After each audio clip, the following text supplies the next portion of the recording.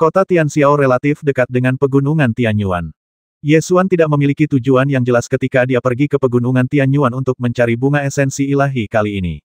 Dia hanya datang ke sini setelah mengetahui bahwa bunga esensi ilahi muncul di pegunungan Tianyuan 3 tahun lalu.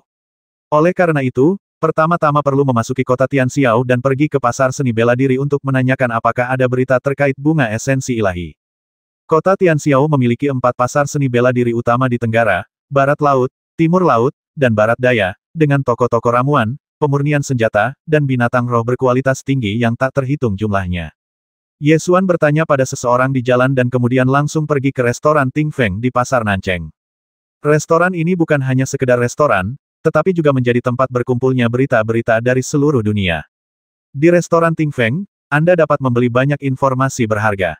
Ye Xuan memasuki restoran. Pelayan itu merasakan aura kuat yang terpancar dari tubuh Ye Xuan, lalu segera melangkah maju dan bertanya dengan hormat, "Tuan, anggur jenis apa yang ingin Anda minum?" "Saya dengar anggur murni Ting Feng di sini enak," jawab Ye Xuan. Begitu pelayan mendengarnya, dia tahu bahwa seseorang datang untuk menanyakan informasi, jadi dia membawa Ye Xuan ke kamar pribadi di lantai 2. Setelah kami duduk, pelayan terlebih dahulu menyajikan minuman murni khas restoran Ting Feng, lalu berdiri di samping menunggu. Ye Xuan pertama-tama menyesap anggur itu. Anggur itu lembut dan harum, dan memang anggur itu enak. Namun, hanya berdasarkan sebotol anggur ini, harganya tidak sebanding dengan 1.002 tael perak.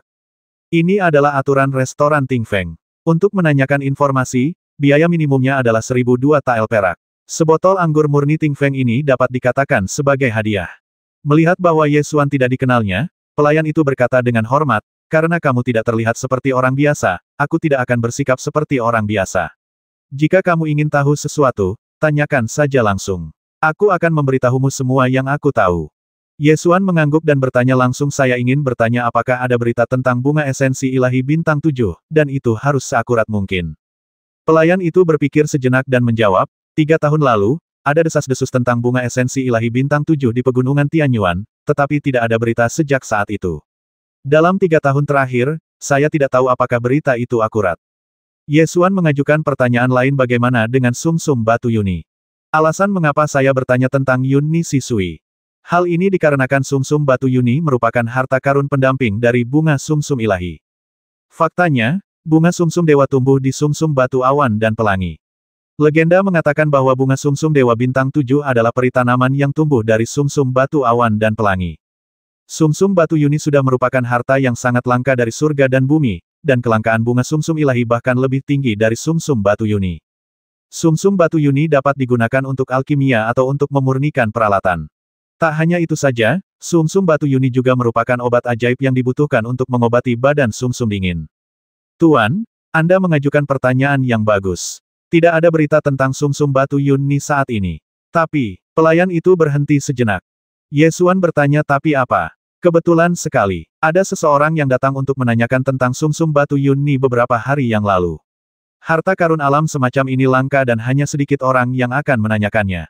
Namun kali ini, semuanya datang bersamaan," ucap pelayan itu dengan santai. "Apakah ada lagi yang mencari sumsum batu Yuni?" Ye Xuan langsung teringat gadis bernama Su Zexue. Dari fakta bahwa pembantunya dapat dengan mudah mendirikan paviliun dan teras, dapat dibayangkan bahwa kekuatan keluarga di belakangnya pasti sangat besar. Dan sumsum batu Yuni adalah obat spiritual yang dibutuhkan untuk menyembuhkan tubuh sumsum dingin. Mungkinkah keluarganya sedang mencarinya? "Siapa yang bertanya tentang berita sumsum batu Yuni?" tanya Ye Xuan. Pelayan itu menggelengkan kepalanya dan menjawab, "Saya tidak berani menanyakan identitas para bangsawan itu. Saya hanya tahu bahwa setelah mereka pergi, mereka menuju ke lautan bunga gladiol di luar kota." Ye Xuan melemparkan manik-manik sebagai hadiah, lalu berdiri dan meninggalkan restoran Ting Feng, menuju lautan bunga gladiol di luar kota. Meskipun tidak bisa dipastikan apakah keluarga Su Zexue sedang mencari sumsum batu Yuni, dia tetap memutuskan untuk pergi dan melihatnya. Jika ya, itu bisa dianggap sebagai reuni dengan teman lama. Jika tidak, Anda juga dapat mengikuti Yuni Stone Marrow untuk mencari bunga sumsum ilahi.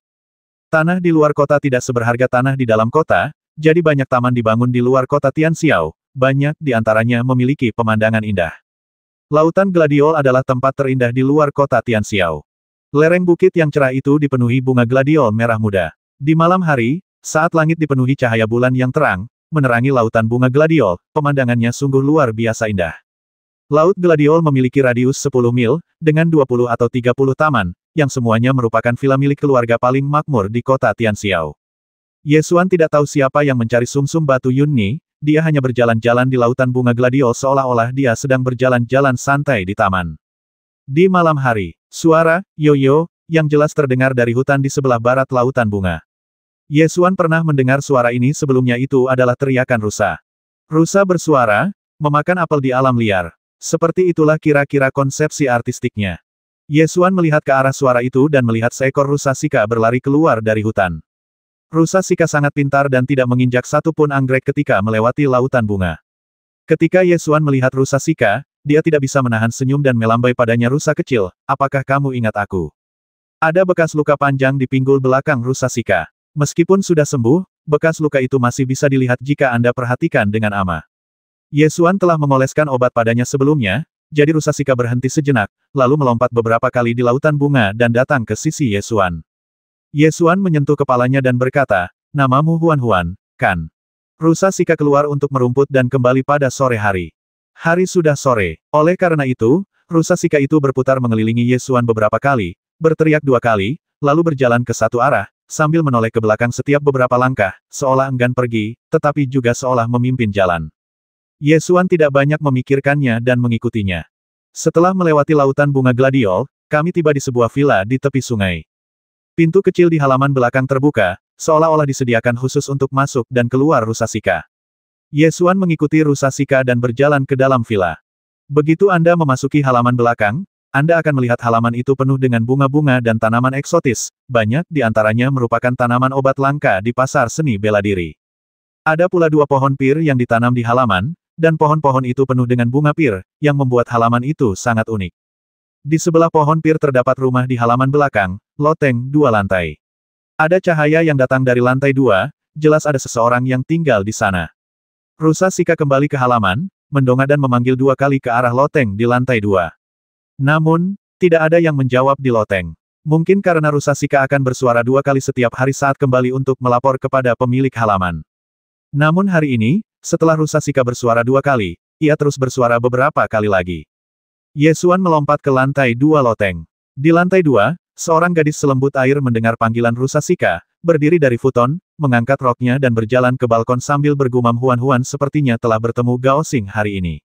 Sebelum dia menyelesaikan kata-katanya, dia mendongak dan melihat seseorang berdiri di balkon. Dia terkejut sesaat, dan butuh beberapa saat untuk bereaksi. Dia buru-buru bertanya, "Mengapa kamu di sini?" Ye Xuan tersenyum dan menjawab, "Huan-Huan membawaku ke sini." "Cepat masuk." Su Zexue melambaikan tangan dengan cepat untuk mempersilakan Ye Xuan masuk ke dalam ruangan, lalu berlutut di depan meja, membuka sebuah kotak giok, dan berdirilah sebuah giok bi dengan pola naga di dalam kotak itu. Tiba-tiba, sebuah lingkaran cahaya spiritual menyebar dari cakram giok dan menyebar ke seluruh loteng. Itu sebenarnya adalah sebuah formasi. "Apa yang kamu lakukan dengan membuka formasi?" Ye Xuan bertanya dengan sedikit kebingungan ketika dia melihat bahwa dia benar-benar membuka formasi. Su Zexue mengangkat kepalanya sedikit dan menjawab, "Jika para tetua di rumah tahu bahwa seorang pria telah memasuki kamar tidurku, kamu mungkin akan merasa sulit untuk melarikan diri."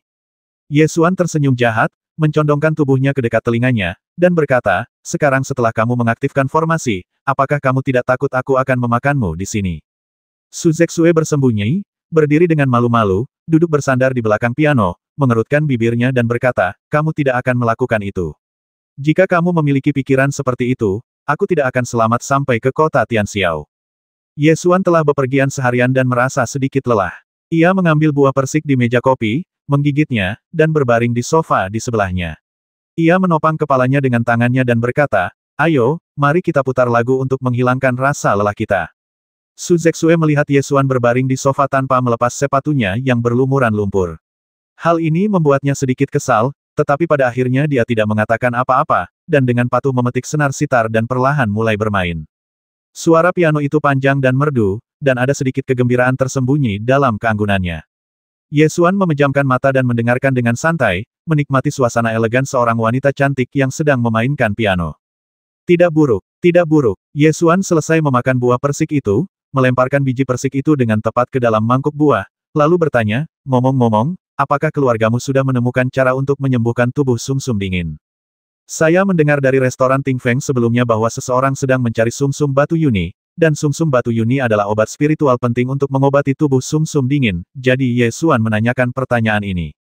Titik titik titik, titik titik titik. Su Zexue menundukkan kepalanya, menggelengkan kepalanya dan menjawab, tidak. Tidak, Ye Xuan mengerutkan kening, bertanya-tanya apakah bukan keluarganya yang mencari sumsum batu Yuni. Ye Xuan melambaikan tangannya dan berkata, tidak apa-apa. Aku punya cara untuk menyembuhkan tubuh sumsum dinginmu. Aku akan pergi ke pegunungan Tianyuan dalam 2 hari. Jika semuanya berjalan lancar, aku akan dapat menyembuhkan tubuh sumsum dinginmu saat aku kembali. Aku tidak bisa berkata apa-apa lagi, tetapi menambahkan 30 hingga 50 tahun dalam rentang hidupmu tidak akan menjadi masalah. Su Zexue pernah melihat Ye Xuan memurnikan pil penciptaan pikiran ilahi sebelumnya, jadi dia tidak meragukan kemampuan Ye Xuan dalam alkimia.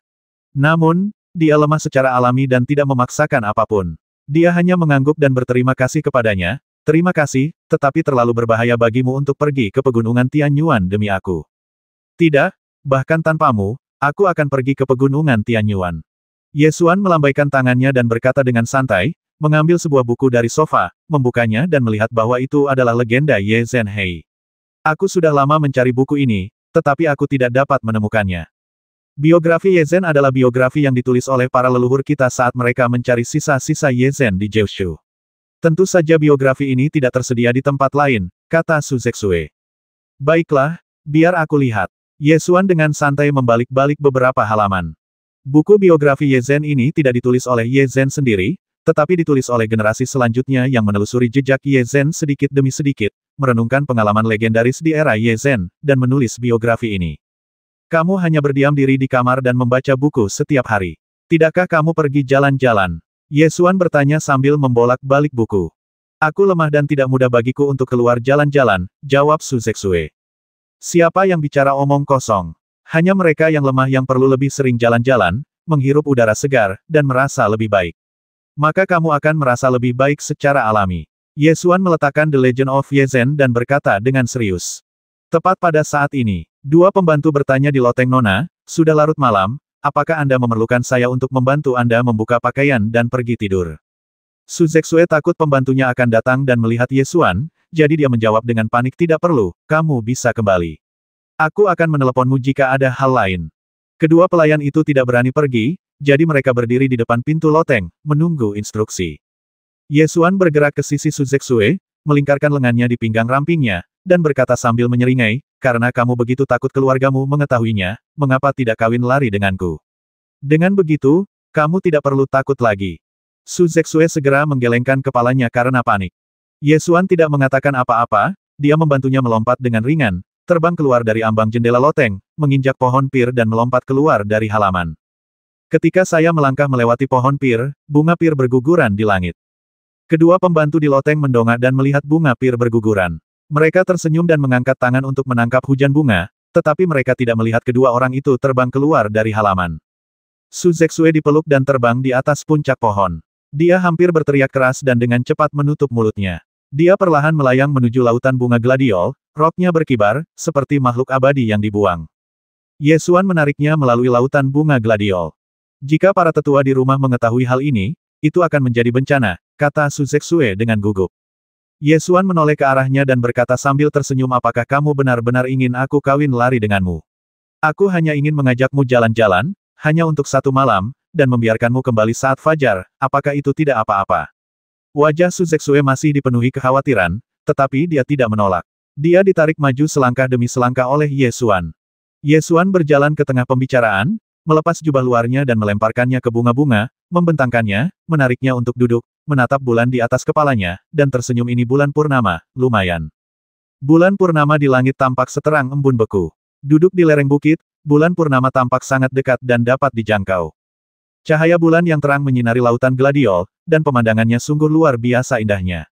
Su Zexue segera melupakan pelariannya, menghirup aroma gladiol dalam-dalam, dan senyum cerah muncul di wajahnya. Ye Xuan menariknya untuk berbaring, menoleh ke samping dan menatapnya. Wajahnya yang cantik tampak seperti ciptaan terindah di dunia. Alis dan matanya tidak memerlukan hiasan-riasan apapun, karena semuanya telah dibentuk dengan sangat indah oleh tangan-tangan terampil dewa. Apakah kamu pernah berciuman? Aku akan mengajarimu, kata Ye Xuan sambil tersenyum nakal. Ketika Su Zexue mendengar ini, jantungnya mulai berdebar kencang. Dia gugup dan takut. Dia mengepalkan tangannya dan tidak tahu harus berbuat apa. Su Zexue telah hidup menyendiri dalam waktu yang lama, dan belum pernah bertemu dengan wanita terbuka seperti itu sebelumnya. Dia mengecilkan tubuhnya dan bergumam, tidak. Apakah kamu tidak tahu caranya, atau tidak bisa? Ye Xuan mencondongkan tubuhnya dan bertanya sambil menahan senyum. Tidak, kau tidak bisa. Su Zexue begitu gugup hingga dia hampir tidak bisa bicara. Aku akan segera pergi ke pegunungan Tianyuan. Aku mungkin tidak akan pernah kembali lagi setelah ke sana. Tidak bisakah kau meninggalkan kenangan indah untukku? Tanya Ye Xuan. Su Zexue berpikir sejenak dan berkata, kalau begitu aku akan membawamu ke suatu tempat. Di mana? Ye Xuan bertanya dengan rasa ingin tahu. Aku ingin memberimu harta karun untuk membela diri. Aku harap kau bisa selamat. Su Zexue berkata sambil berdiri dan berjalan menuju Taman Gladiol. Keduanya berjalan sekitar 3 mil dan tiba di sebuah halaman kecil. Ada bau kembang api di halaman kecil ini, dan itu tidak tampak seperti rumah biasa. Su Zexue melangkah maju, meraih gagang pintu dan mengetuk pelan beberapa kali, sambil berteriak, Paman Su. Paman Su. Titik. Tidak lama kemudian pintu berderit terbuka. Seorang lelaki tua berwajah bulat dengan kulit gelap menjulurkan kepalanya dari pintu. Ia bertubuh besar dan kuat dengan kulit gelap, dan tampak seperti seorang pandai besi. Begitu melihat Su Zexue, lelaki tua itu tertawa dan berkata, Gadis Sue, mengapa kamu datang terlambat? Masuklah, cepat masuk. Ye Xuan mengikutinya masuk. Pria tua berwajah bulat itu menatap Ye Xuan dengan waspada namun tidak mengatakan apapun. Setelah memasuki ruang tamu, lelaki tua berwajah bulat itu bertanya, siapakah pemuda ini? Paman Zu, ini temanku, nama belakangnya Ye. Setelah Su Zexue memperkenalkan Ye Xuan, dia berbalik dan memperkenalkan lelaki tua itu kepada Ye Xuan, ini Paman Su. Saudara Ye, panggil saja saya Zu Yong, kata Zu Yong sambil tersenyum ramah. Paman Zu, panggil saja aku Ye Xuan. Ye Xuan pun buru-buru berkata dengan rendah hati. Su Zexue baru kemudian mengungkapkan tujuannya Paman Zu adalah ahli pemurnian senjata yang sangat kuat di kota Tianxiao. Ah, aku tidak pantas menyandang gelar itu.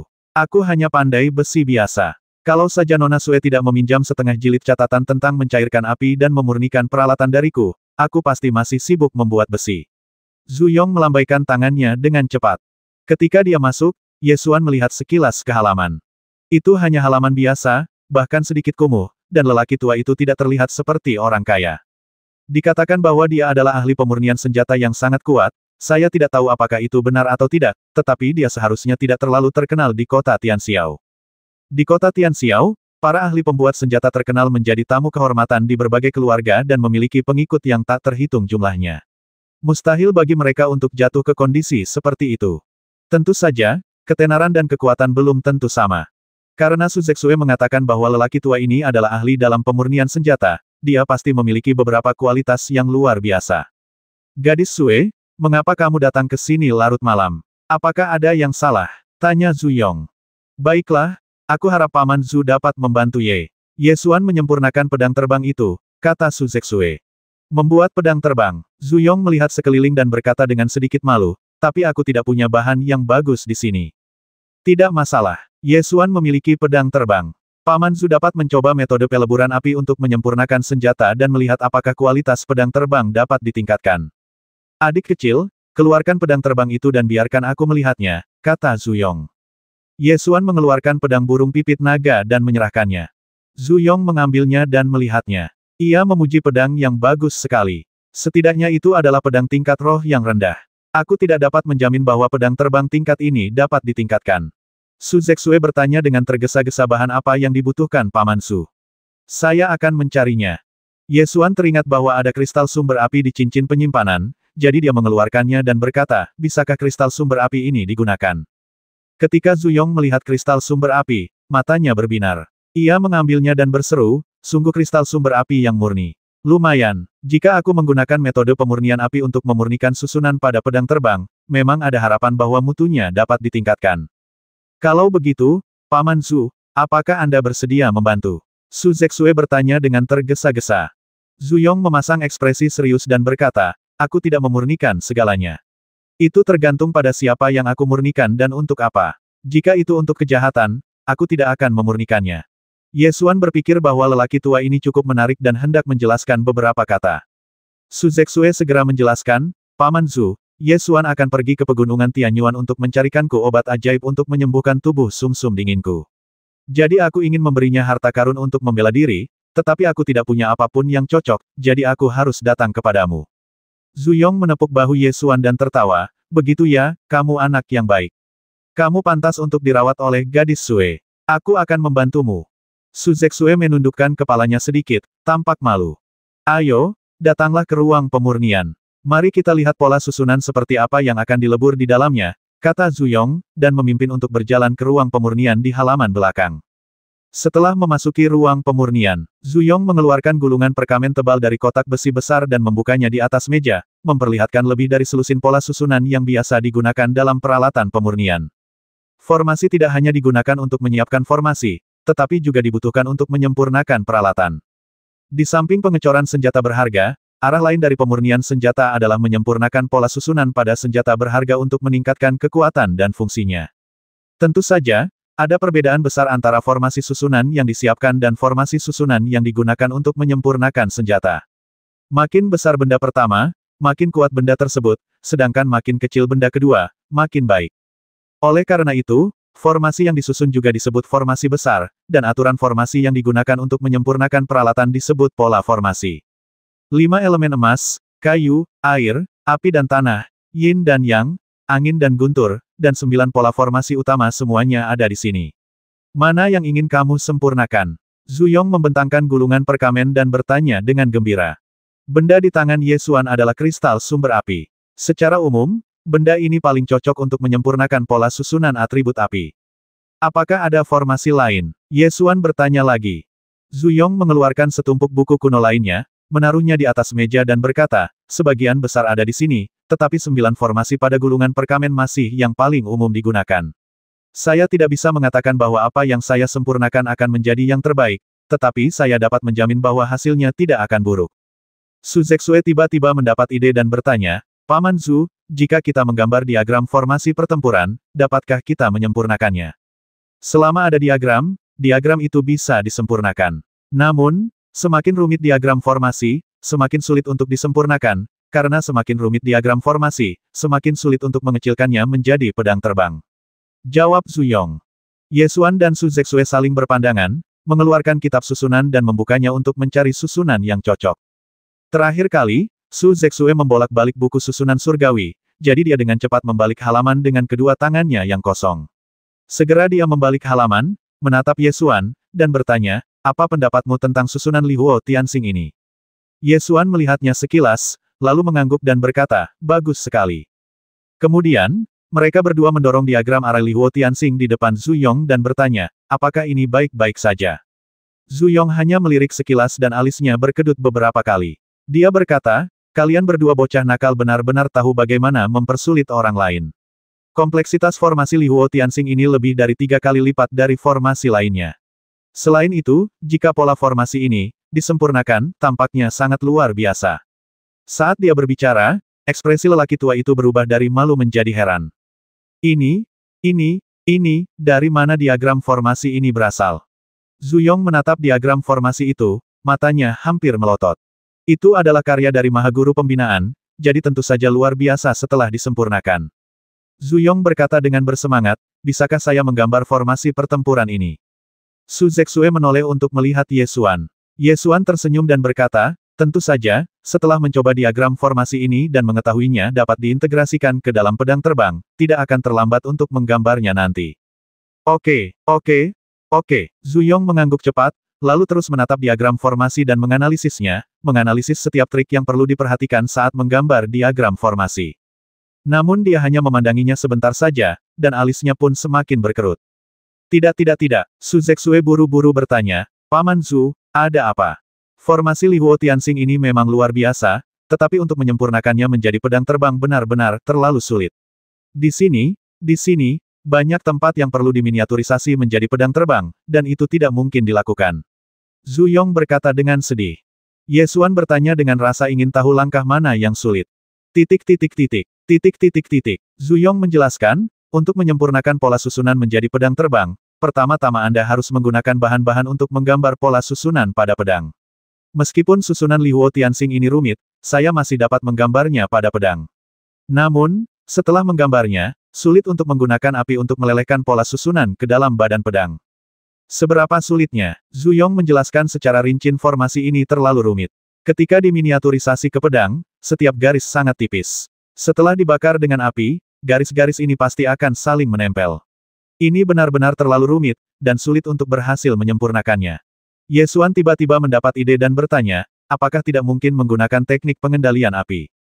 Sama seperti memurnikan senjata, alkimia memerlukan seni mengendalikan api. Walaupun kedua metode pengendalian kebakaran ini berbeda, esensinya hampir sama. Disinilah letak kesulitannya. Saya telah menguasai teknik pengendalian tembakan dengan sangat baik, tetapi formasi ini terlalu rumit dan saya tidak dapat mencapai pengendalian yang begitu halus. Zhu Yong menggelengkan kepalanya. Ye Xuan tersenyum dan berkata, bagaimana kalau membiarkanku mengendalikan apinya?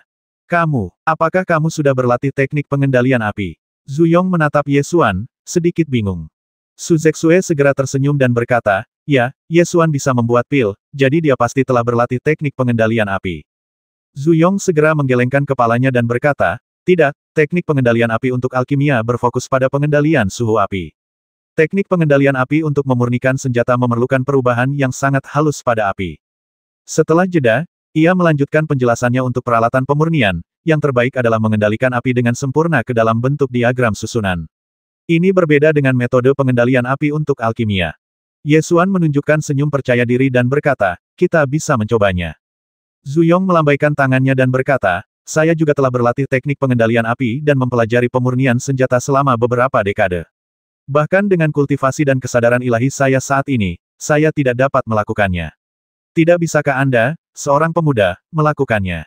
Alasan mengapa Ye Xuan percaya diri terletak pada pemikiran spiritualnya. Untuk mengendalikan api dan membangun formasi secara akurat, seseorang membutuhkan kesadaran ilahi yang kuat.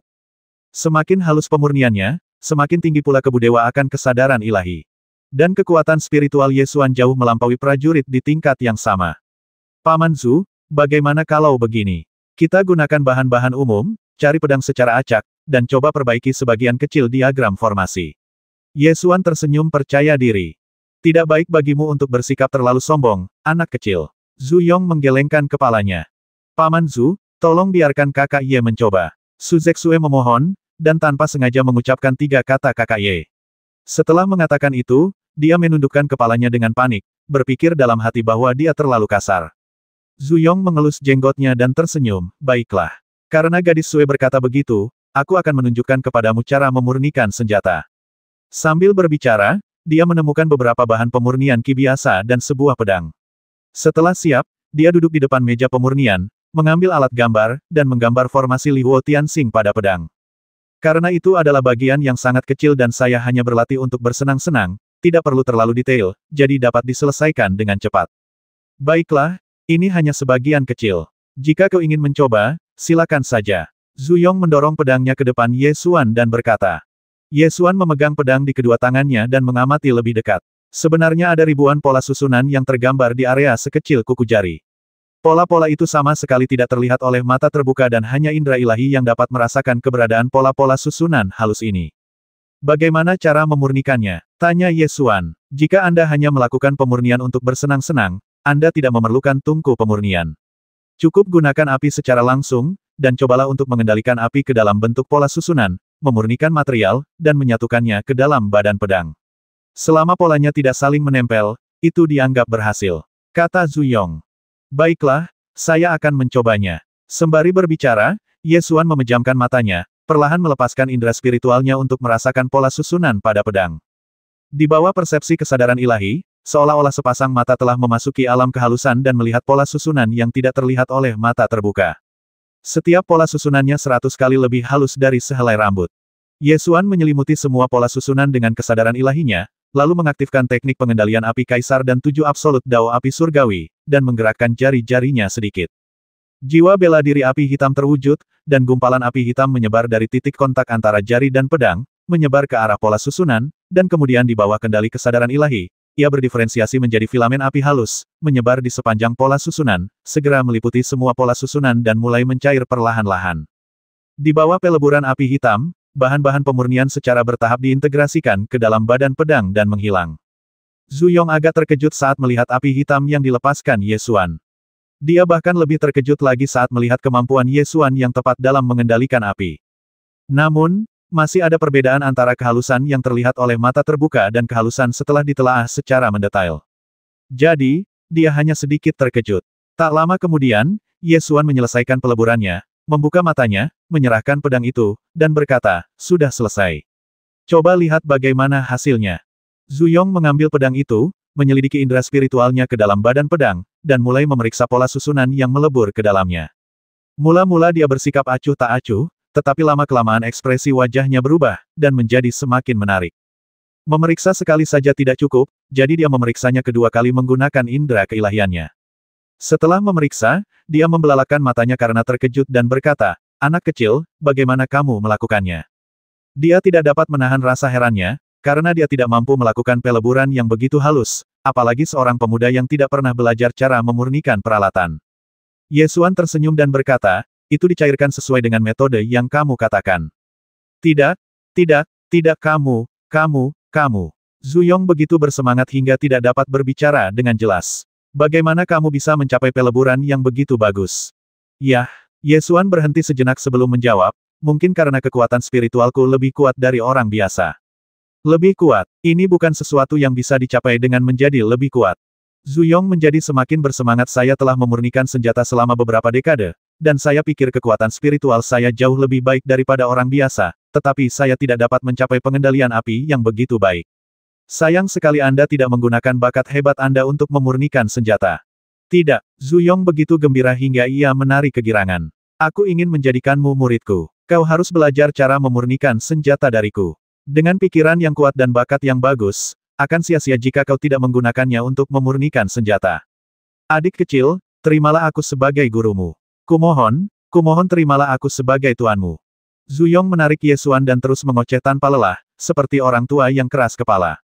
"Jangan lakukan itu lagi. Aku masih ingin berlatih bela diri." Ye Xuan menolak. "Tidak. Ya, adik kecil, terimalah aku sebagai gurumu. Sayang sekali jika kau tidak menggunakan bakat hebat seperti dirimu untuk memurnikan senjata." Zuyong melanjutkan, menarik tangan Ye Xuan. Su Zexue melihat dari samping dan tidak bisa tidak merasa geli. Ini adalah pertama kalinya dia melihat seseorang menerima murid dengan cara yang begitu rendah hati. "Kita sebenarnya tidak begitu akrab satu sama lain. Kau tidak tahu, tapi aku punya sifat pemarah. Aku tidak pernah belajar dengan giat dan selalu membuat masalah," kata Ye Xuan. "Kami saling kenal. Kami sangat akrab. Kami langsung cocok." Zuyong terus berusaha. Su Zexue tersenyum sejenak dan berkata, "Paman Zhu, jangan saling dorong. Mengapa Anda tidak mencoba menyempurnakan formasi Li Huo Tianxing terlebih dahulu? Mungkin Ye Xuan akan suka menyempurnakan senjata setelah mencobanya." Ya. Nona Sue masih punya solusinya. Mari kita mulai menyempurnakan formasi Li Huo Tianxing sekarang." Zuyong berkata, dan segera mengeluarkan peralatan pemurnian terbaik dalam koleksinya, dan mulai menggiling kristal sumber api dan mencampur bahan-bahan lain untuk membuat bahan pemurnian. Setelah lelaki tua itu mulai berkonsentrasi menyempurnakan senjatanya, Ye Xuan akhirnya terbebas dari keterikatan itu, menghela napas, berjalan ke arah Su Zexue, menyentuhnya dengan sikunya, membungkuk dan berbisik, "Aku masih suka kamu memanggilku kakak Ye." Su Zexue segera mengecilkan lehernya karena malu, seperti burung puyuh, dan tidak berani berbicara. Menggambar pola susunan dengan bahan pemurnian adalah pekerjaan yang sangat rumit dan tidak dapat menoleransi gangguan apapun. Jadi setelah Zuyong mulai menggambar formasi Li Huo Tianxing pada pedang burung pipit naga, Ye Xuan dan orang lainnya duduk dengan tenang di samping, berusaha untuk tidak membuat suara apapun.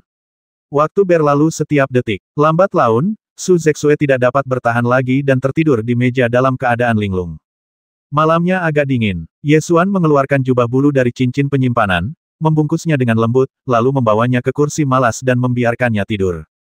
"Terima kasih." Su Zexue mengucapkan terima kasih dengan lembut, membungkus jubahnya dengan erat, dan meringkuk seperti bayi yang sedang dibedong. Setelah Su Zexue tertidur, Ye Xuan duduk di sebelah Zuyong dan memperhatikannya menggambar pola formasi dengan cermat. Zuyong ingin menunjukkan kemampuannya dalam memurnikan senjata agar Ye Xuan mau menjadi muridnya, jadi dia mengerahkan seluruh kemampuannya. 36 jenis teknik pemurnian digunakan satu demi satu, dan formasi Li Huo Tianxing perlahan muncul di Longkejian. "Saya katakan, murid," kata Zuyong sambil menggambar pola formasi. "Aku belum menjadi muridmu, jangan panggil aku seperti itu." Ye Xuan mengoreksi. Tidak apa-apa, begitu kamu terbiasa dipanggil, kamu akan setuju. Murid, Zhu Yong terus bergumam. Ye Xuan memutar matanya. Zhu Yong melanjutkan, gadis Sue itu pintar dan cerdik, berasal dari keluarga bangsawan, tetapi dia tidak sombong. Ini sungguh langka. Apa latar belakang keluarganya? Ye Xuan bertanya dengan rasa ingin tahu. Aku tidak tahu tentang itu, kata Zhu Yong, tangannya bekerja tanpa melambat sama sekali. Tetapi, untuk dapat meminjamkanku, catatan tentang peralatan pemurnian dengan api peleburan, yang dikenal sebagai kitab suci peralatan pemurnian, keluargamu pasti sangat kuat. Apakah itu dibesar-besarkan? Ye Xuan memperhatikan gadis yang sedang tidur itu. Dia memang tampak luar biasa. Bahkan di antara para wanita bangsawan di istana ibu kota ilahi, dia menonjol dari kerumunan.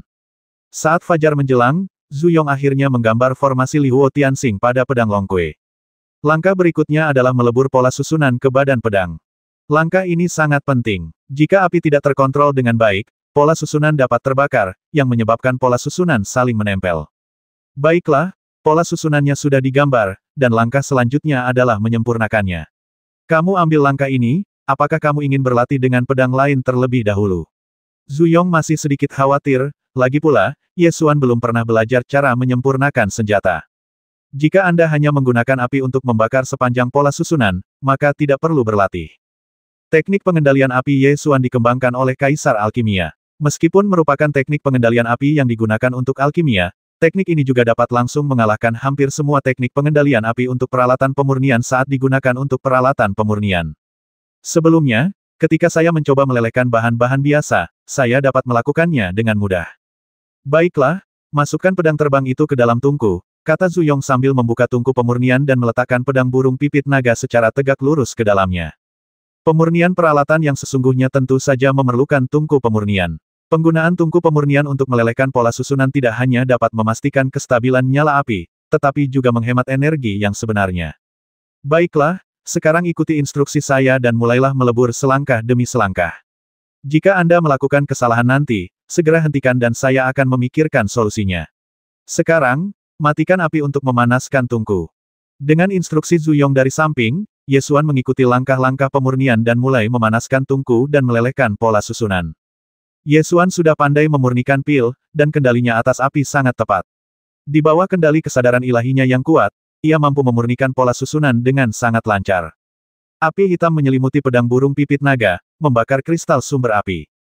Di bawah nyala api hitam, kristal sumber api memancarkan cahaya yang menyala-nyala, perlahan-lahan meresap ke dalam pedang burung pipit naga dan membentuk formasi Li Huo Tianxing. Ketika langit cerah, peleburan pun selesai. Ye Xuan menggunakan indera keilahiannya untuk memeriksa dan memastikan bahwa formasi Li Huo Tianxing telah disempurnakan dengan sempurna sebelum dia mengambil kembali api hitam itu. Setelah tungku pemurnian sedikit dingin, Zhu Yong tidak sabar untuk membuka tungku dan mengeluarkan pedang burung pipit naga, dan menggunakan indera ilahinya untuk memeriksa formasi Li Huo Tianxing di pedang. Setelah beberapa lama, dia berseru, "Sempurna, ini adalah mahakarya yang sempurna." Pedang terbang itu langsung naik ke tingkat menengah tingkat spiritual, dan hanya sehelai rambut saja dari tingkat atas tingkat spiritual. Luar biasa, luar biasa. Ye Xuan juga sangat puas dengan pemurnian senjata ini. Tentu saja, bagian yang paling sulit adalah proses menggambar pola susunan dengan kristal sumber api. Ini adalah hal yang sangat sulit dan tidak dapat dilakukan tanpa latihan selama puluhan tahun.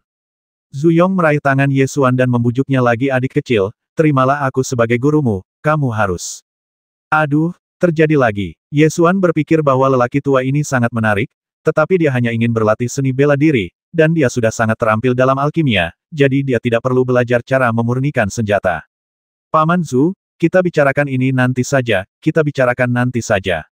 "Tidak, jika kau melewatkan kesempatan ini, kau tidak akan pernah mendapatkannya lagi.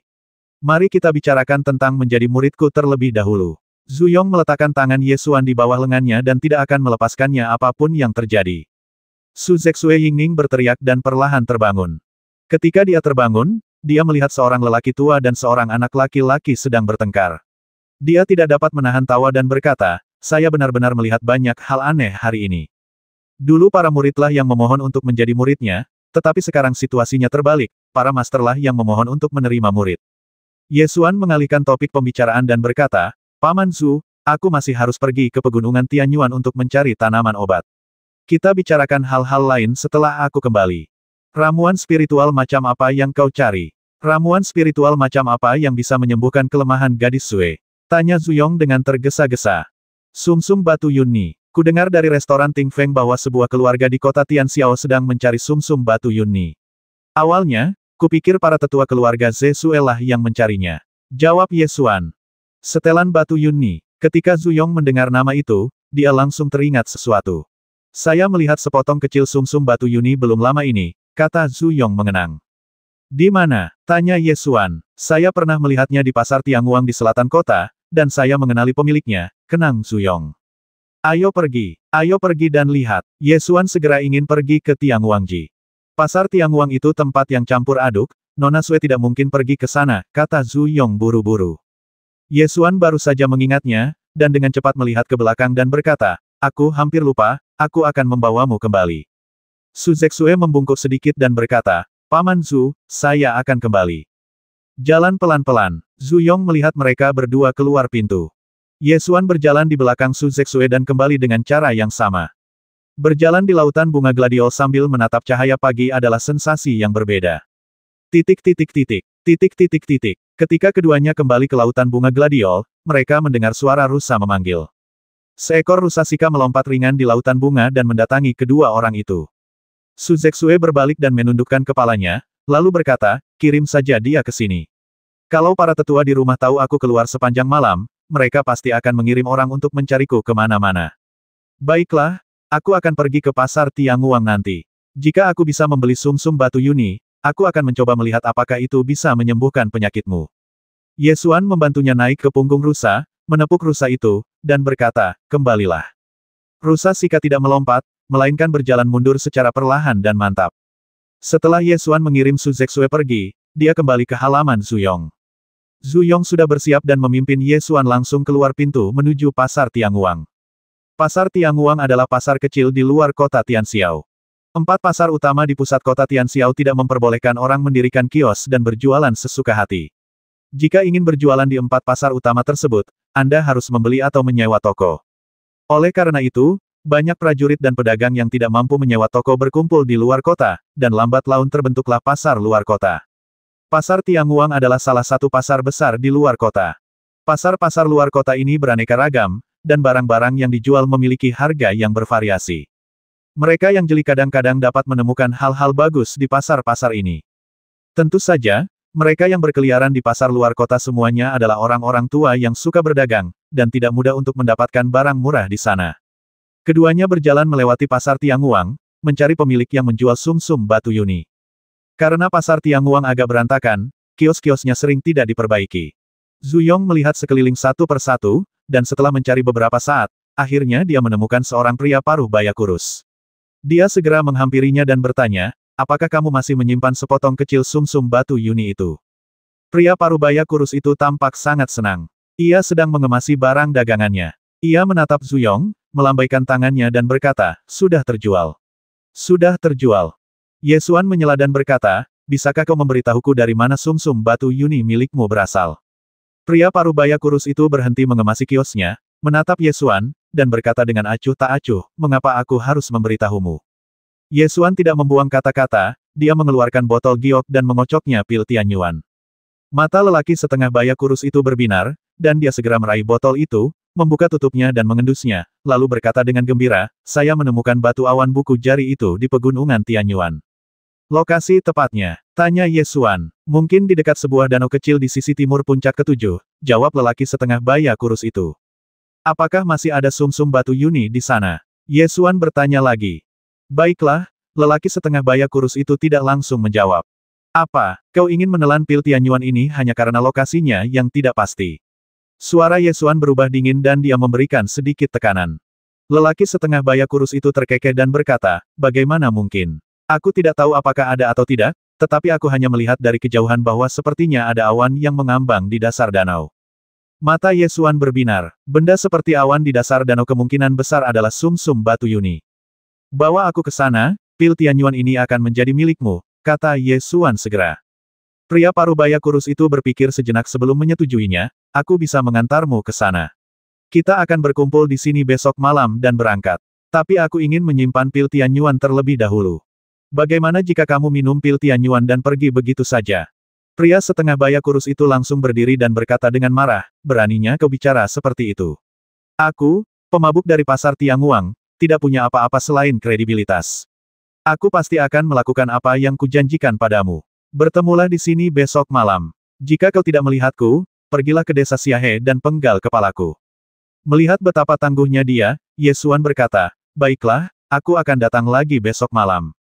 Setelah kesepakatan diselesaikan, Zhu Yong berjalan-jalan di pasar Tianguang lagi, membeli beberapa bahan pemurnian, dan kemudian membawa Ye Xuan kembali.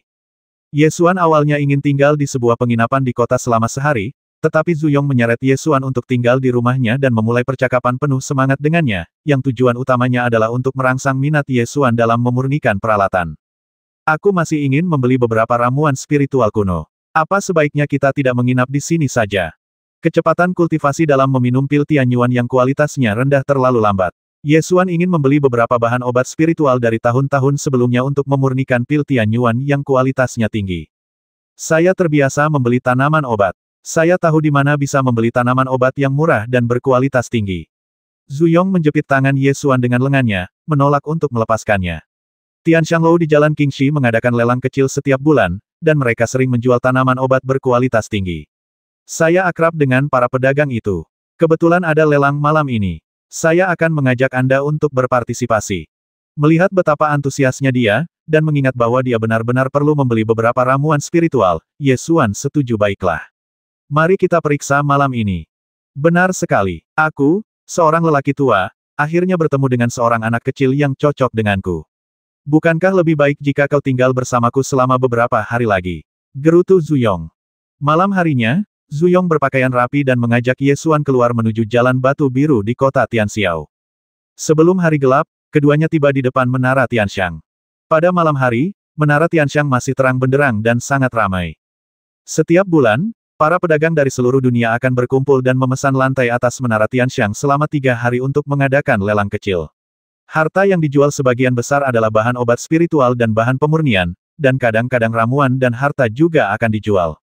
Meskipun disebut lelang, formatnya tidak ketat dan sebenarnya lebih seperti pesta. Semua orang duduk untuk minum dan mengobrol.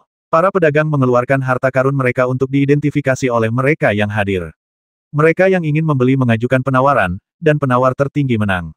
Ye Xuan dan rekannya memasuki Menara Tianxiang dan menyampaikan niat mereka untuk menghadiri pesta di atap.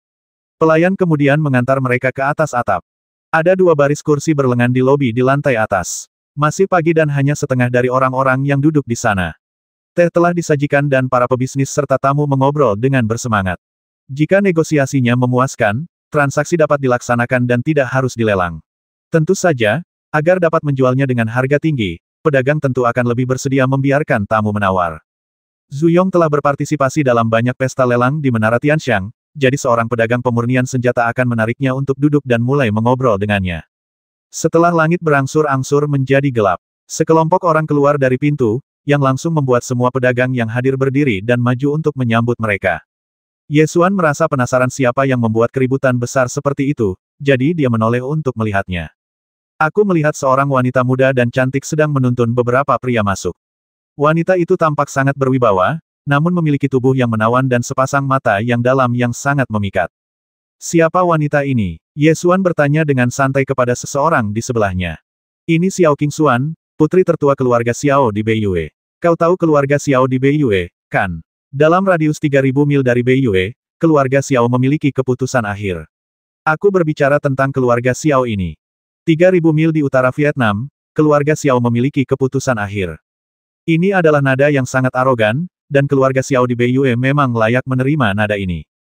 Keluarga Xiao di Vietnam Utara mendominasi tambang batu spiritual di Vietnam Utara dan merupakan keluarga teratas yang memiliki kekuatan dan kekayaan. Keluarga Xiao di Beiyue menerapkan sistem unik untuk memilih penerus. Ketika kepala keluarga saat ini menjabat, persaingan untuk suksesi juga akan dimulai. Pada tahun pertama, 3 orang akan dipilih dari keturunan yang memenuhi syarat untuk mewarisi keluarga untuk memulai pelatihan, dan 1 orang lagi akan ditambahkan setiap tahun hingga terpilih 7 orang. 7 ahli waris akan bersaing hingga kepala keluarga saat ini meninggal atau turun tahta. Orang yang paling menonjol di antara mereka akan mewarisi posisi kepala keluarga, dan 6 lainnya akan menjadi tetua. Yang terpenting adalah bahwa keluarga Xiao di Beiyue tidak melarang anak perempuan mereka untuk mewarisi keluarga, tetapi keturunan yang lahir harus memiliki nama keluarga Xiao agar memenuhi syarat untuk mewarisi keluarga. Xiao Qingxuan ini adalah putri tertua dari kepala keluarga Xiao saat ini di Beiyue.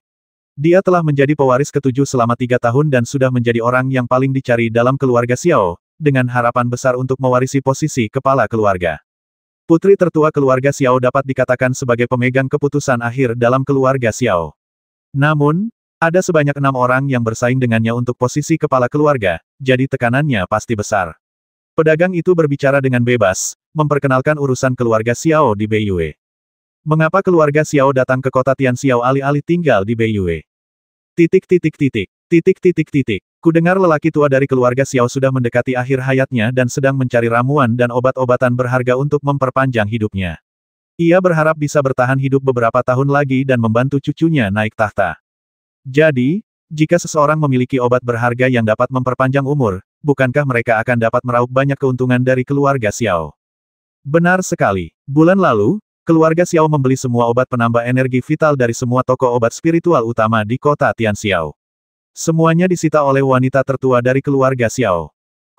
Setelah semua tamu tiba, seorang manajer kamar dagang berdiri, memberi isyarat agar semua orang diam, lalu mulai mengucapkan kata-kata pembuka selamat datang semuanya di pesta ini. Tujuan utama berkumpulnya semua orang di sini adalah untuk minum, mengobrol, dan bertukar perasaan. Jual beli adalah hal yang kedua. Tidak seorang pun suka mendengar klise semacam ini. Xiao Qingxuan, putri tertua keluarga Xiao di Beiyue, bahkan lebih tidak sabar. Dia melambaikan tangannya dan meminta seorang bawahan untuk maju ke depan untuk menyampaikan maksudnya. Nona muda kita sedang terburu-buru dan tidak punya waktu untuk mendengarkan omong kosongmu. Jika kamu punya obat mujarab lama, tolong bawakan segera. Ya, Nona Xiao, harap bersabar. Lelang akan segera dimulai. Bendahara utama kamar dagang mengatakan hal ini dan segera meminta seseorang untuk membawakan ginseng berusia 100 tahun. Ginseng ini hampir tumbuh menyerupai bentuk manusia, dengan akar yang panjang menyebar di dalam kotak, yang membuat orang merasa bahwa tanaman ini bernilai mahal pada pandangan pertama. Ginseng adalah obat yang sangat baik untuk mengisi kembali energi vital. Keluarga besar sering menggunakannya untuk bertahan hidup. Ginseng memiliki beberapa efek yang memperpanjang hidup, dan efeknya bahkan lebih berharga bagi mereka yang sudah berusia lanjut. Yesuan mengamati ginseng itu dan segera menyadari bahwa usianya baru 90 tahun. Namun, para pedagang selalu melebih-lebihkan nilai produk mereka. Tidak jarang ginseng berusia 90 tahun dijual sebagai ginseng berusia 100 tahun. Ginseng berusia 100 tahun ini memiliki harga minimum 100.000 tael. Teman-teman yang membutuhkan dapat mengajukan penawaran. Kepala penjaga toko kamar dagang mengumumkan. Harga minimum adalah 100.000 tael, yang merupakan harga standar perak. Akan tetapi, dalam transaksi sesungguhnya, perak dalam jumlah banyak jarang digunakan. Di kota Tianxiao, emas dan perak merupakan mata uang keras, begitu pula ramuan dan batu roh yang meningkatkan kultivasi juga merupakan mata uang keras. Nilai tukarnya juga relatif tetap, dengan nilai tukar emas perak adalah 1:10. Batu spiritual jauh lebih berharga daripada emas dan perak. Satu batu spiritual bernilai 10.000 tael emas. Fondasi keluarga Xiao di Beiyue adalah urat mineral batu spiritual, yang menunjukkan betapa kuatnya keluarga itu. Setelah bendahara utama kamar dagang mengumumkan harga ginseng berusia 100 tahun itu, beberapa orang menaikkan harganya, tetapi tidak banyak. Kemudian, Xiao Qingxuan tiba-tiba menawarkan 200.000 tael. 200.000 tael. Semua orang yang hadir sedikit terkejut ketika mendengar harganya, karena harga ini jauh lebih tinggi daripada harga pasaran ginseng berusia ratusan tahun. Seperti yang diharapkan dari keluarga Xiao, begitu mereka bergerak, mustahil bagi siapapun untuk menandinginya. 200.000 tael, bagi orang biasa, itu adalah angka yang sangat besar.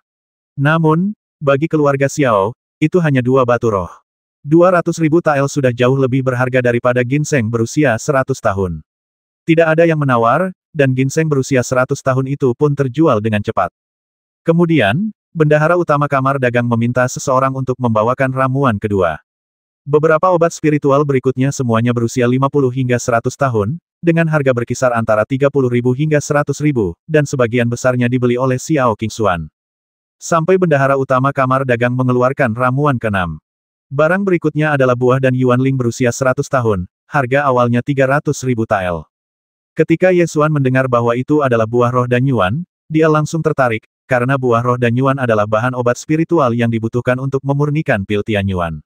Pil yang berusia 100 tahun hampir tidak dapat digunakan untuk memurnikan pil Tianyuan berkualitas tinggi. Namun, sebelum Ye Xuan membuka mulutnya untuk menawar, putri tertua keluarga Xiao, Xiao Qingxuan, menawar terlebih dahulu 400.000 tael. Dia langsung menaikkan harga sebesar 100.000, yang membuat Ye Xuan mengerutkan kening. Kamar dagang ini paling mengenal harga obat-obatan spiritual, sehingga harga cadangan yang mereka tetapkan hampir sama dengan harga pasar. Mereka langsung menaikkan harga sebesar 100.000, yang sudah melampaui harga pasar. 400.000 tael perak dapat membeli 4 pil Tianyuan. Bagi alkemis biasa, harga ini sudah terlalu tinggi. Karena meskipun seorang alkemis biasa memperoleh buah roh Danyuan berusia 100 tahun, sulit untuk memurnikan pil Tianyuan berkualitas tinggi. Jika ia menghasilkan pil Tianyuan berkualitas rendah, ia akan merugi. Namun, buah roh Danyuan yang berusia 100 tahun memiliki nilai lain di tangan Ye Xuan. Selama dia dapat memurnikan pil Tianyuan berkualitas tinggi, nilainya akan langsung meningkat puluhan kali lipat. Jadi, Ye Xuan memikirkannya dan mengangkat tangannya untuk menawar 500.000. Untuk beberapa jenis obat spiritual sebelumnya, selama keluarga Xiao menetapkan harga, tidak seorang pun akan menawar. Kali ini ada pengecualian. Semua orang yang hadir mengalihkan pandangan mereka ke Ye Xuan dan mendapati bahwa dia adalah seorang pemuda yang tidak mereka kenal. Xiao Qingxuan hendak menawar obat spiritual ketika dia tiba-tiba mendengar seseorang menaikkan harga dan menatap Ye Xuan dengan dingin. Dia melirik Ye Xuan 2 kali dan tidak mengatakan apa-apa. Karena ini adalah lelang, wajar saja jika ada yang menawar. Dia mengangkat tangannya lagi dan menawarkan 600.000. 600.000 sudah lebih dari 2 kali lipat harga pasaran. Kalau orang biasa, dia pasti tidak akan terus menawar lebih tinggi. Namun, ramuan spiritual berusia ratusan tahun sulit ditemukan, dan kecepatan kultivasi dengan meminum pil Tianyuan tingkat rendah terlalu lambat. Ye Xuan benar-benar membutuhkan Danyuan Lingguo ini, dan Jushi terus menawar 700.000. 700.000. Semua orang yang hadir menunjukkan ekspresi terkejut. Harga normal Danyuan Lingguo berusia 100 tahun adalah 300.000, tetapi sekarang telah melonjak menjadi 700.000. Semua pedagang yang hadir bertanya-tanya dalam benak mereka siapakah pemuda ini. Ketika Xiao Qingxuan mendengar tawaran itu, dia bahkan tidak berkedip dan langsung menaikkan harganya 800.000. Ye Xuan menyipitkan matanya, memikirkannya, dan menawarkan lagi 1 juta. Setelah selesai berbicara, dia menoleh ke arah Xiao Qingxuan dan berkata sambil tersenyum, ini adalah harga terakhirku. Jika kamu dapat melampaui harga ini, benda itu akan menjadi milikmu. Namun, sejauh yang aku ketahui, buah roh Danyuan tidak memiliki efek memperpanjang hidup.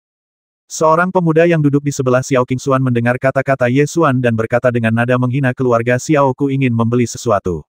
Kami hanya melihat apakah itu berguna atau tidak. Harganya, cek. Seolah membenarkan ucapan pemuda itu, Xiao Qingxuan bahkan tidak mengerutkan kening dan langsung mengangkat tangannya untuk menawar 1.100.000. Danyuan Lingguo merupakan bahan utama untuk memurnikan Tianyuan dan, meskipun harganya mahal, namun bukan merupakan obat mujarab yang langka dalam 1 abad, jadi tidak perlu menaikkan harganya lagi. Ye Xuan mempertahankan ekspresi tenang di wajahnya, menunggu bahan obat spiritual berikutnya dilelang. Kalau Xiao Qingxuan seorang playboy, boleh saja dia mengajukan tawaran seperti itu, tapi kalau dia ingin menjadi kepala keluarga, maka akan jadi masalah jika melakukannya. Akankah keluarga Xiao mengizinkan pewaris keluarga masa depan bermain seperti ini? Jelas, itu tidak mungkin. Seorang pria parubaya yang tampak seperti manajer di belakang Xiao Qingxuan membungkuk dan berbisik di telinganya, Nona, harga ini terlalu tinggi. Manajer itu sangat bijaksana. Dia tidak menghentikan Xiao Qingxuan saat dia menawar, tetapi mengingatkannya setelah menawar. Ekspresi Xiao Qingxuan tetap tidak berubah saat dia berkata, manajer lu terlalu banyak berpikir. Itu hanya sejumlah besar uang untuk membeli tulang kuda. Tidak masalah apa yang kamu beli. Manajer lu segera mengerti, berdiri tegak, dan berhenti berbicara. Dengan latar belakang keluarga Xiao, mereka tidak takut membeli sesuatu dengan harga tinggi, tetapi mereka takut membeli sesuatu yang tidak berarti. Karena Anda menghabiskan banyak uang untuk tulang kuda, tidak ada masalah sama sekali. Setelah pesta lelang berakhir, Ye Xuan hanya membeli beberapa obat tambahan untuk memurnikan Tianyuan dan, tetapi tidak membeli obat utama Danyuan Lingguo yang berusia seabad. Ye Xuan agak tidak senang karena dia harus menghabiskan waktu mencari Danyuan Lingguo yang berusia 100 tahun. Keluarga Xiao di Beiyue memang kaya dan berkuasa. Sayangnya, betapapun kayanya Anda tidak bisa menyelamatkan orang yang sudah hampir meninggal.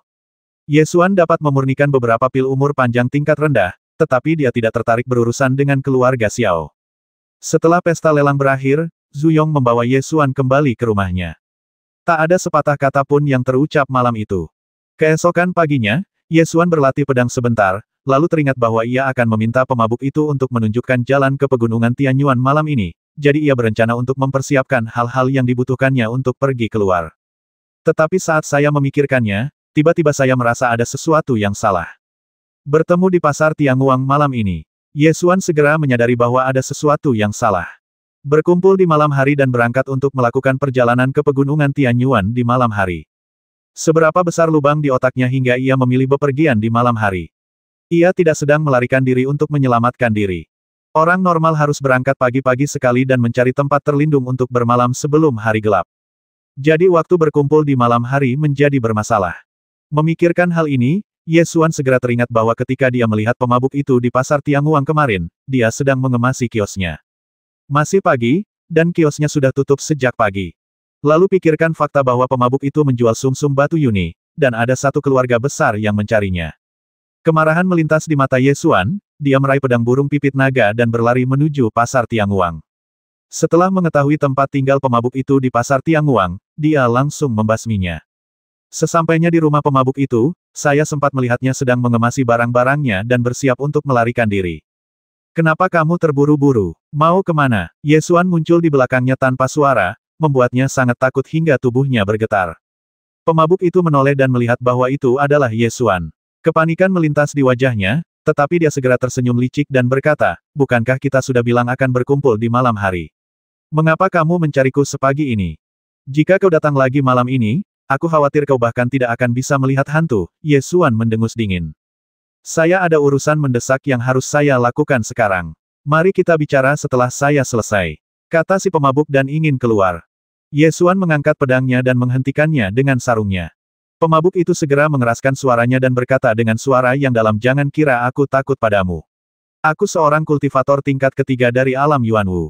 Bawa aku mencari sumsum batu Yuni, dan aku akan berpura-pura tidak terjadi apa-apa, kalau tidak. Suara Ye Xuan berubah dingin. Apalagi yang bisa kau lakukan padaku, anak muda?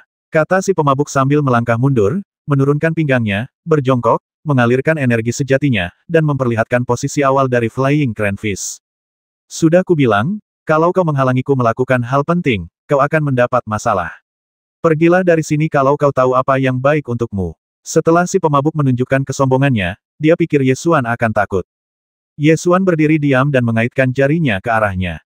Kau cari gara-gara. Si pemabuk langsung berteriak dan melancarkan jurus Fei He Dian Tiangang untuk menyerang Ye Xuan. Mata Ye Xuan menjadi gelap, dan dia menendangnya, membuatnya terbang dengan suara bang. Dia mengangkat tangannya, mengaktifkan teknik pengendalian pedang, dan pedang burung pipit naga terbang keluar dengan suara klang dan dengan tepat memakukan mahkota rambutnya ke dinding. Pemabuk itu bersandar ke dinding dengan ekspresi ketakutan. Di atas kepalanya, pedang burung pipit naga masih berdengung. Jika pedang itu 1 inci lebih rendah, kepalanya akan terbelah dua. Dia sangat ketakutan hingga kakinya gemetar, dan tatapannya berubah saat menatap Ye Xuan kendalikan. Kendalikan teknik pedang. Tatapan mata Ye Xuan dingin. Dia mengangkat tangannya dan memasukkan kembali pedang terbang itu ke dalam sarungnya. Dia berkata, bawa aku untuk menemukan sumsum batu Yuni, atau ambil pedangku. Tentukan pilihanmu. Pedang tadi begitu kuat sehingga pemabuk itu memohon belas kasihan, aku akan membawamu untuk menemukan sumsum batu Yuni. Aku akan membawamu untuk menemukan sumsum batu Yuni. Namun setelah setuju, ia mulai merasa gelisah lagi. Tidak ada gunanya aku setuju, karena masih ada beberapa bangsawan yang ingin menemukan sumsum batu Yuni. Jika aku tidak membawa mereka, mereka juga akan mati. Siapa mereka? Keluarga Xiao dari Vietnam Utara. Ye Xuan sedikit mengernyit. Dia tidak menyangka bahwa orang yang mencari sumsum batu Yuni sebenarnya adalah keluarga Xiao dari Beiyue. Mata si pemabuk itu berputar dan dia langsung berkata, kamu boleh memintaku mengantarmu ke sana, tapi ada satu hal yang harus kamu dengarkan. Setelah itu, Ye Xuan dan pemabuk itu pergi ke pasar Tianguang bersama-sama dan bertemu dengan orang-orang dari keluarga Xiao di Vietnam Utara. Ketika mereka tiba di pasar Tianguang, si pemabuk segera menghampiri sekelompok orang berpakaian mewah dan menunjukkan kesopanannya. Sudah kubilang, kan? Aku orang yang paling dapat dipercaya di pasar Tianguang. Aku bilang aku akan membawa kalian untuk mencari sumsum batu Yuni, dan aku pasti akan pergi. Kelompok orang yang mengenakan pakaian indah ini sebenarnya berasal dari keluarga Xiao di Beiyue, dan pemimpin mereka adalah Xiao Qingxuan.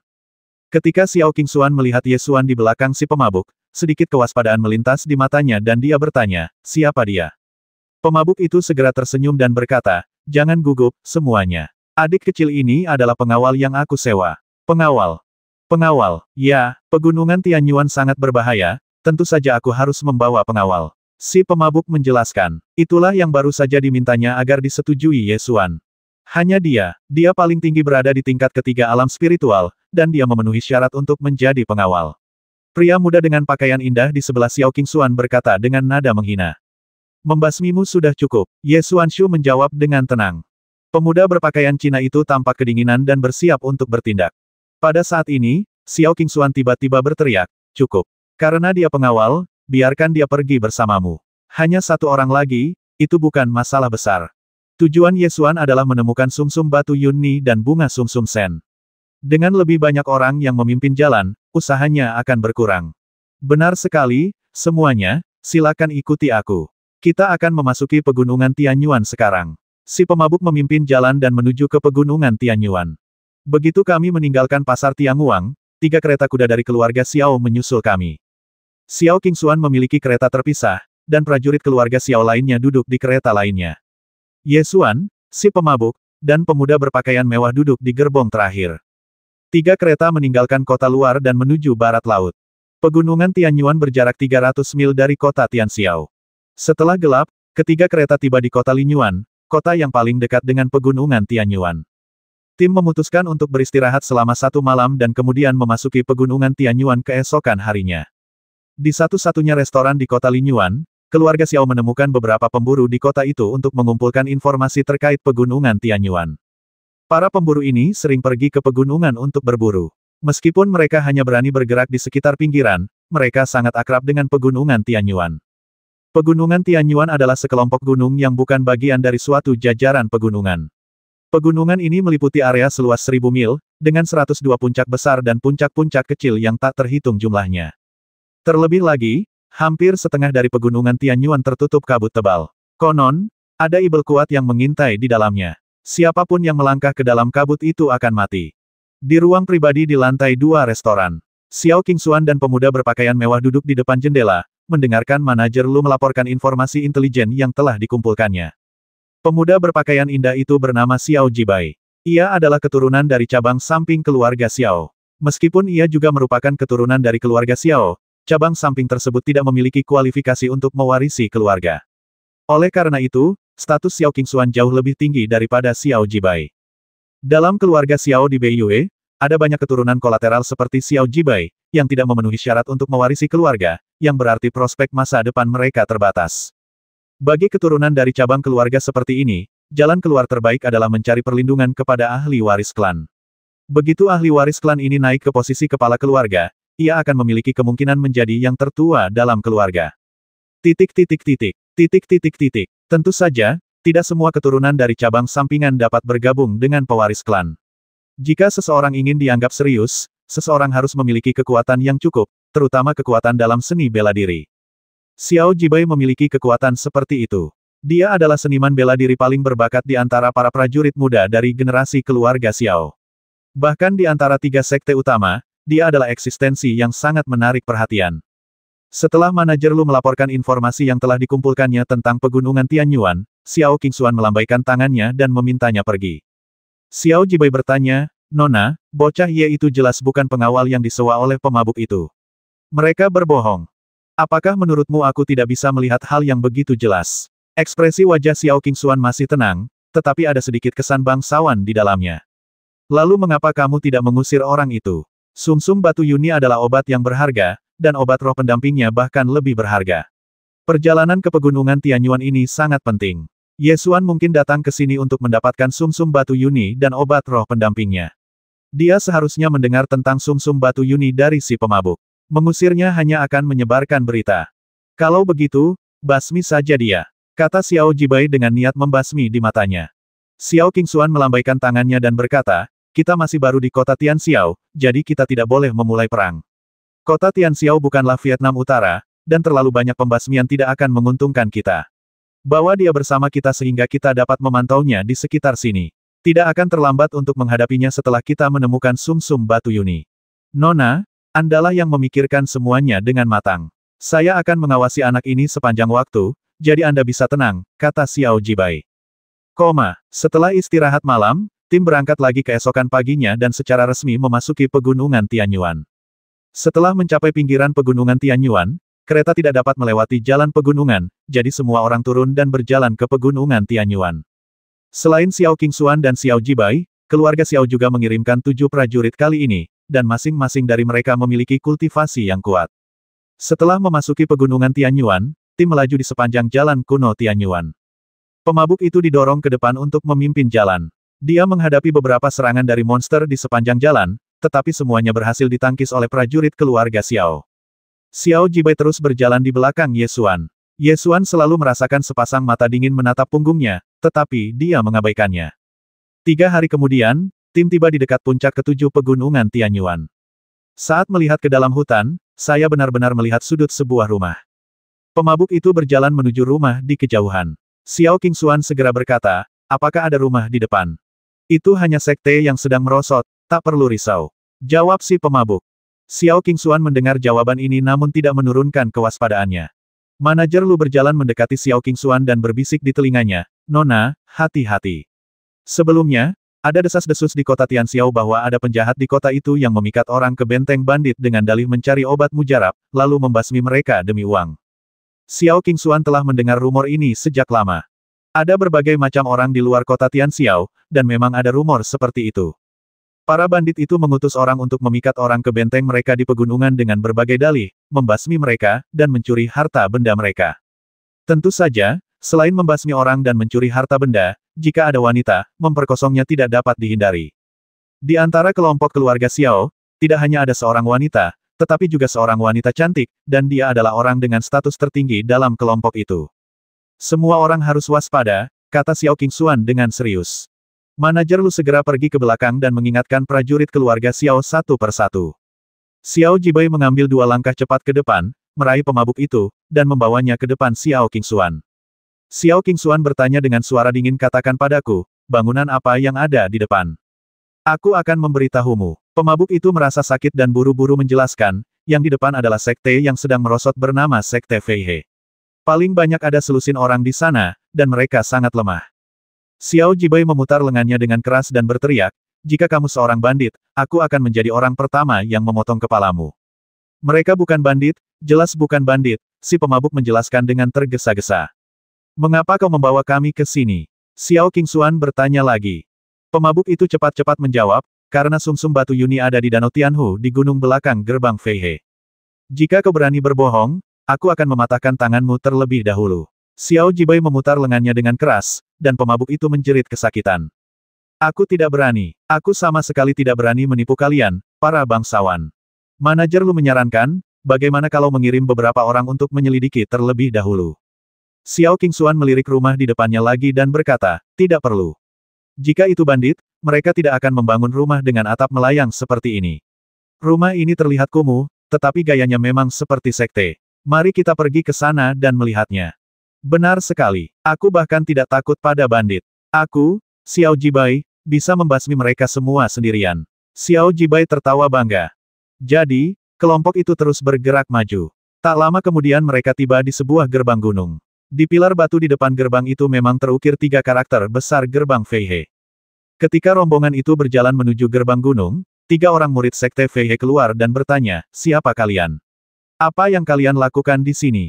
Xiao Jibai mendorong pemabuk itu ke depan. Pemabuk itu terhuyung 2 langkah, lalu segera berdiri dan menunjuk ke arah 3 murid sekte Fei He, mengangkat kepalanya dan berteriak, kalian bertiga, pergi dan serahkan lelaki tua An Hong Yuan itu kepadaku. Ketika ketiga murid sekte Fei He mendengar pemabuk itu memanggil nama master sekte secara langsung, mereka saling memandang dan meminta salah satu dari mereka untuk kembali dan melapor. Segera, An Hong Yuan, pemimpin sekte Fei He, keluar bersama 7 atau 8 murid. An Hong Yuan berusia sekitar 50 tahun, mengenakan jubah panjang dan berjanggut. Dia tampak agak berwibawa, tetapi auranya tidak cukup kuat untuk mengintimidasi. Ketika An Hong Yuan melihat orang gila yang mabuk itu, dia langsung berteriak dengan marah, beraninya kau kembali, dasar orang gila. Pemabuk, apa yang ingin kau lakukan dengan membawa begitu banyak orang kembali? An Hong Yuan, pemimpin sekte Fei He, menatap anggota keluarga Xiao dengan waspada.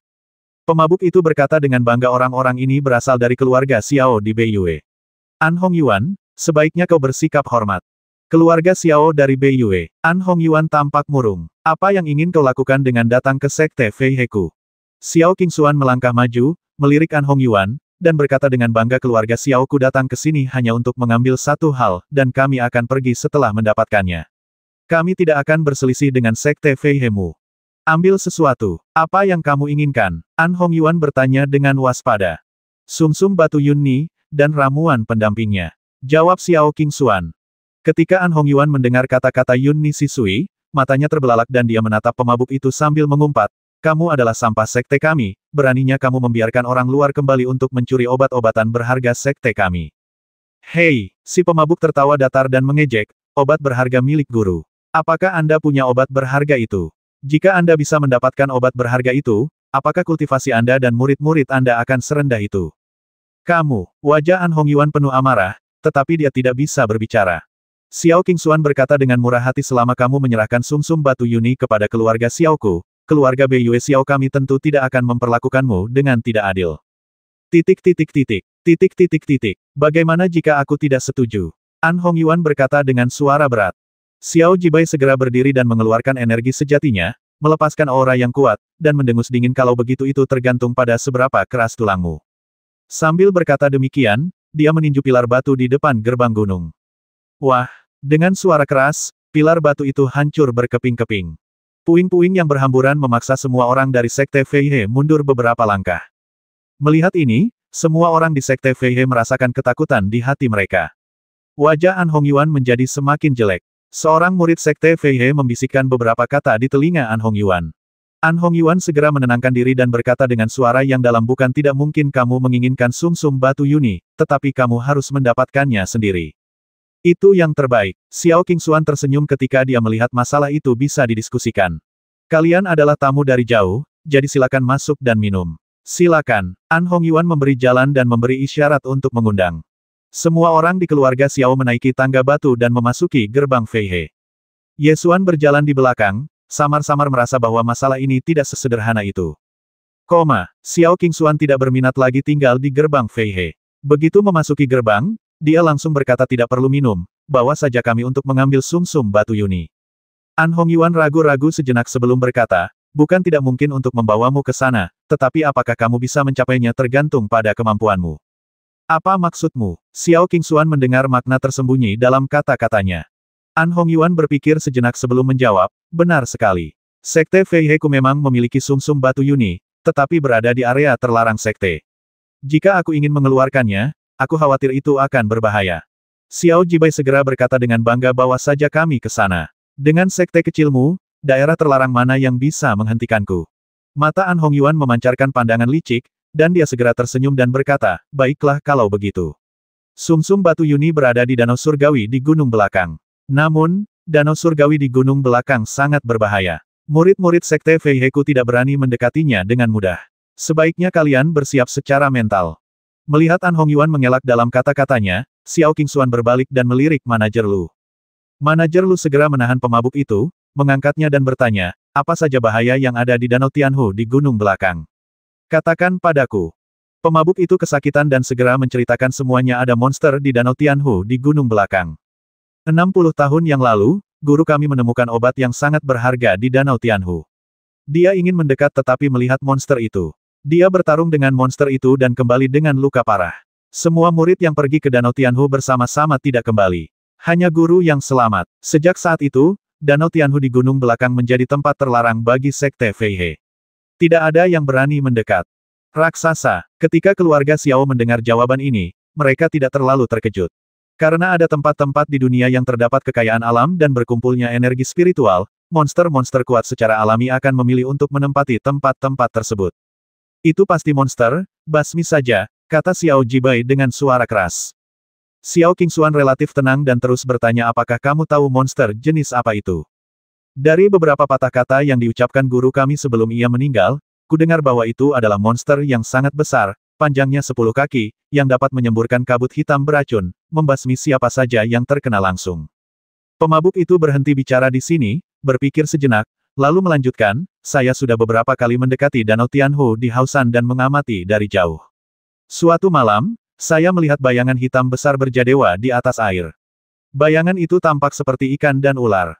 Xiao Jibai terkekeh dan berkata, panjangnya hanya 10 kaki. Bahkan jika itu adalah ular piton ibel kelas atas, itu hanya pada tingkat keempat atau kelima dari tingkat Yuanwu. Itu dapat diatasi hanya dengan jentikan jari. Melihat para prajurit keluarga Xiao begitu kuat, An Hongyuan berpikir akan menjadi hal yang baik jika dia dapat mengambil kesempatan ini untuk menyelesaikan bahaya tersembunyi di Danau Tianhu di gunung belakang. Sekarang sudah larut malam, bagaimana kalau kamu beristirahat dulu semalam, lalu pergi ke Danau Tianhu di gunung belakang setelah fajar menyingsing, saran An Hongyuan. Malam hari memang lebih menguntungkan bagi monster. Xiao Qingshuan setuju dan berkata, kalau begitu, kita akan beristirahat malam ini dan mendaki gunung belakang untuk mendapatkan obat berharga itu besok pagi. Jadi, rombongan memutuskan untuk beristirahat selama 1 malam di gerbang Feihe. Malam, Ye Xuan tidak langsung tidur, tetapi memanfaatkan waktu ketika tidak ada orang di sekitar untuk meninggalkan gerbang Feihe dan menuju Danau Tianhu di gunung belakang. Tepat saat mereka mencapai puncak gunung belakang, masih 1000 meter jauhnya dari Danau Tianhu, seorang pria tiba-tiba muncul dari samping. Dia adalah Xiao Jibai. Apa yang ingin kau lakukan? Xiao Jibai bertanya dengan dingin. Ye Xuan mengamati tumbuh-tumbuhan di sekitarnya di bawah sinar bulan dan berkata dengan santai, jalan-jalan saja. Kau hanya berjalan santai dan berakhir di area terlarang obat-obatan berharga. Kau benar-benar santai. Xiao Jibai mendengus dingin. Ye Xuan berjalan ke sebuah pohon besar, membungkuk dan memetik beberapa bunga dan tanaman, lalu menjawab bukankah kamu juga sama? Mata Xiao Jibai berangsur-angsur menjadi gelap, dan dia mengancam aku akan mengawasimu. Jangan biarkan aku melihatmu melakukan kesalahan, kalau tidak jangan salahkan aku karena tidak memberimu kesempatan untuk menyesalinya. Setelah memetik bunga dan tanaman, Ye Xuan mengabaikan Xiao Jibai dan berbalik untuk kembali ke gerbang Feihe, membuat ancaman Xiao Jibai sia-sia. Ye Xuan kembali ke kamar, mengambil beberapa bunga dan tanaman yang baru saja dipetiknya dan mengidentifikasinya. Ia menemukan ramuan detoksifikasi khusus yang disebut rumput beraroma hitam. Ini adalah ramuan yang relatif langka yang dapat mendetoksifikasi racun yang sangat khusus. Hari ini, melalui penuturan si pemabuk, kita mengetahui secara kasar bahwa monster di Danau Tianhu di belakang gerbang Feihe kemungkinan besar adalah ular piton ibel yang dapat menyemburkan kabut hitam beracun. Hukum-hukum dunia sangatlah misterius. Seringkali, di tempat tumbuhnya racun tertentu, kemungkinan besar ada penawarnya di dekatnya. Karena alasan inilah Ye Xuan ingin memeriksa di dekat gunung belakang. Benar saja, ketika kami sampai di gunung belakang, kami melihat banyak rumput hitam berbau tumbuh di puncak gunung. Melalui rumput hitam yang berbau, Ye Xuan pada dasarnya dapat menyimpulkan bahwa monster di Danau Tianhu di gunung belakang seharusnya adalah ular air hitam.